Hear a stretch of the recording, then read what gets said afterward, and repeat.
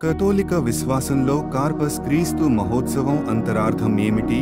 అది దివ్య సత్ప్రసాదమున యేసుక్రీస్తు నాథుడు వాస్తవిక సన్నిధిని అనగా శరీర, రక్తం, దైవత్వం సహా మనతో వసిస్తున్నారని గుర్తించి ఈ పరమరహస్యని మహోత్సవంగా కొనియాడే మహిమాన్విత రోజు.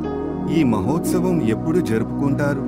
కార్పస్ క్రీస్టి మహోత్సవం పెంతెకోస్తు తర్వాత 2వ వారంలోని గురువారం నాడు వస్తుంది. కానీ చాలా దేశాలలో 2వ గురువారం తరువాతి ఆదివారంన జరుపుకుంటాం. మీకు తెలుసా? ఈ దివ్య సత్ప్రసాదమును పెలికాన్ పక్షితో పోలుస్తారు. ఈ పెలికాన్ పక్షి తన పిల్లలను కాపాడుకోవడానికి తన ఛాతీని చీల్చి రక్తాన్ని ఇస్తుంది. ఇది మన కోసం తన ప్రాణాన్ని అర్పించిన యేసు నాథుని తలపిస్తుంది.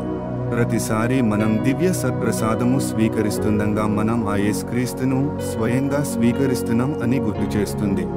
ఈ కార్పస్ క్రీస్తి మహోత్సవం రోజున మనం ఆయన త్యాగ ప్రేమను స్మరిస్తూ మరియు పెలికాన్ పక్షి వలె ఇతరుల కొరకు జీవించడానికి సంకల్పించాలి. పుర ప్రదక్షిణ.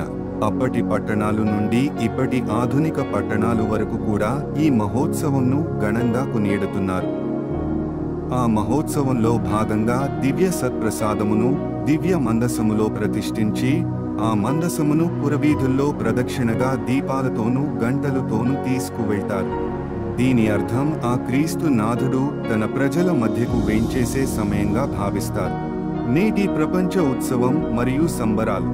నేడు కార్పస్ క్రిస్టి మహోత్సవం మన హృదయాల్లో, మన భక్తిలో దాగి ఉంది. దివ్య సత్ప్రసాదములో యేసు క్రీస్తు శరీర, రక్తం, ఆత్మ మరియు దైవత్వం నిజముగా కొలువై ఉన్నారు అని మన విశ్వాసం.